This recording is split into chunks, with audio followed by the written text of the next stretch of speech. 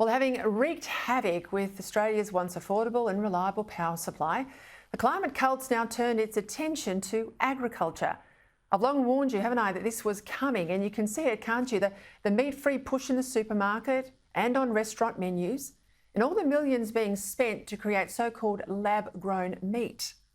The facts are that just over 10% of Australia's total greenhouse gas emissions are from methane, belching and farting of animals. There's research underway to reduce these emissions, including those reports this week of a magic pill, but farmers say this is not yet commercially viable. In New Zealand, they're already moving to tax farmers for animal methane, about $13,000 on average per year per farmer. As we all know, when we tax something, that cost gets passed on.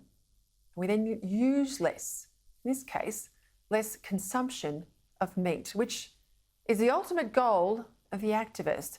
Here's National Senate leader Bridget McKenzie on this very point. They know that the only way this can work, the only way that we can get to that level of reduction in the speed of time is actually by reducing herd numbers or taxing farmers. Now, as it stands today, the only proven way to reduce emission in animals is to destock or reduce the size of herds, meaning less beef, less pork, less lamb on our tables, and of course, what we will have at much higher prices. Credlin regular Nationals MP Keith Pitt nails it. I mean, seriously, a Tbone tax? Are we going to tax people because they exist, not because they're making a profit? Are we going to tax them because they produce food of a particular type, because they own livestock, or they produce gas, or they have a resources sector? It doesn't matter what their profitability is. The people will pay, the Australian people will pay the price of these types of decisions, and they'll pay it at the checkout. Tbone tax? Well, to its credit, the Morrison government resisted pressure at last year's Glasgow Climate Fest to pledge a 30% reduction in methane over the decade. But the Albanese government showing no such caution.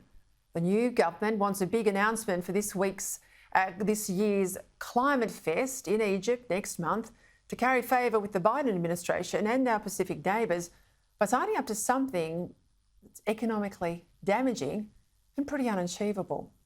Naturally, there'll be yet more subsidies in order to stop farmers from doing what's in everyone's best economic interest.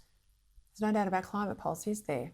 It's taken away the cheap energy that was our only comparative economic advantage in manufacturing. It's hobbling coal and gas production, which we rely on as exports to bolster our budget and pay our way in the world. And now it's threatening to cripple the agricultural exports that are the only other big thing we've got going for us. Now, soon enough, thanks to the climate cult, we won't be able to keep the lights on, we won't be able to afford meat, and we'll have to buy an expensive, short-range electric car. This is self-destructive madness, especially when the big emitters like India, Indonesia, China and Russia have no intention of limiting their emissions or culling their herds anytime soon. Honestly, where's the leadership in calling this out?